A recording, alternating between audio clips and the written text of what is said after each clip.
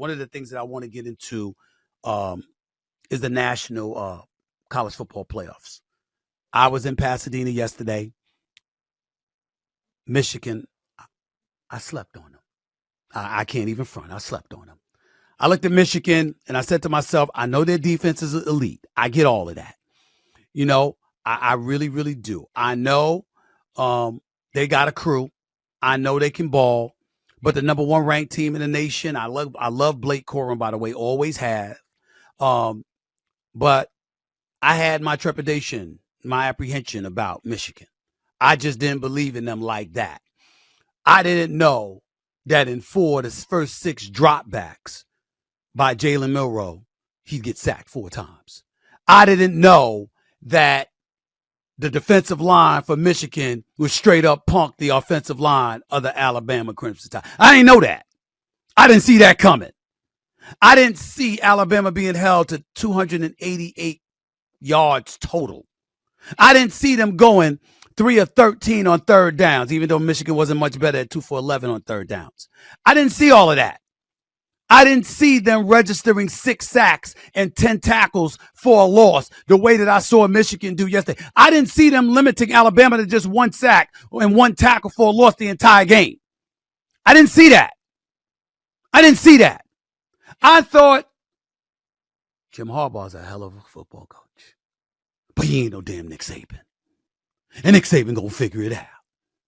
Come hell or high water. I didn't expect Alabama to be as transparent, as predictable, and lacking in innovation as much as I saw yesterday afternoon in Pasadena, California.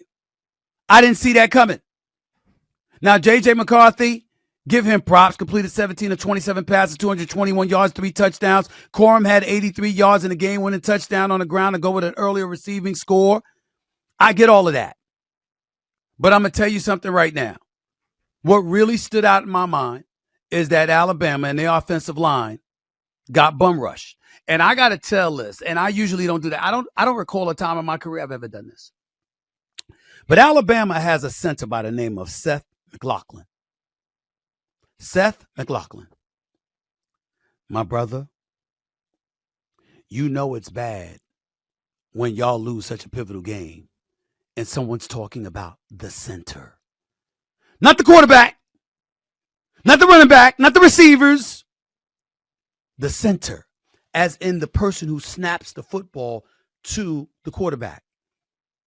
McLaughlin ruined the drive with 2 bad consecutive snaps in a row for a loss of 14 yards that would have put Alabama up. And on that last play, when Milroe running right into the teeth of Michigan's defense, the play calling was bad by Nick Saban. It's very rare that I have anything bad to say about Nick Saban because he's the GOAT, as far as I'm concerned, in college football. But I got to tell you something. That low snap to the foot of Jalen Milroe did not help. McLaughlin had at least 5 bad snaps during the game. At least. Just horrible. It's the most basic thing you can do from the center position in the world of football, college or pros. You snap the damn ball to the quarterback. His hands is right in between your crouch area. He's a hut. Give him the damn ball. But that rush from Michigan had Seth McLaughlin panicking. I mean, he looked like he was wetting in his pants for crying out loud. They ended up with 6 sacks for the day.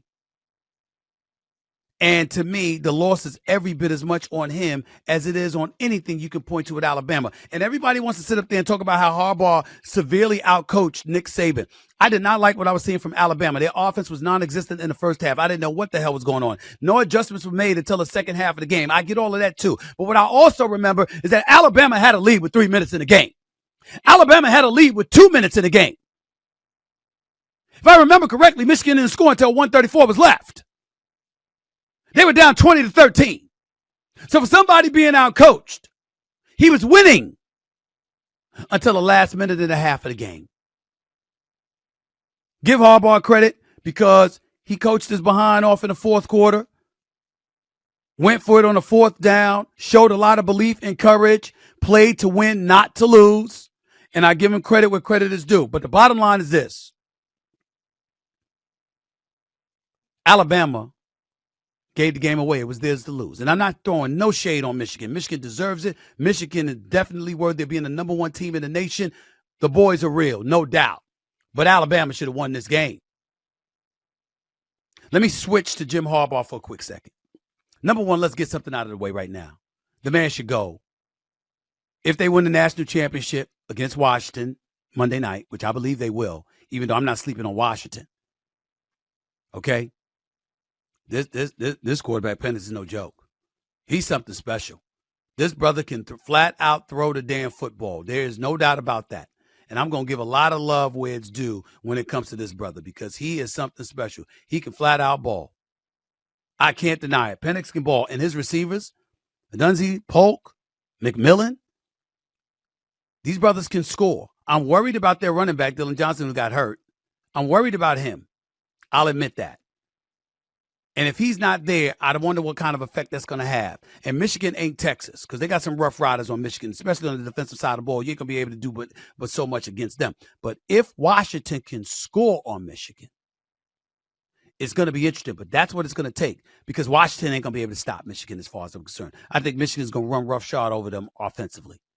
They're going to need to put up some points to win this championship. And I don't know if they're going to be able to do enough against Harbaugh and Michigan.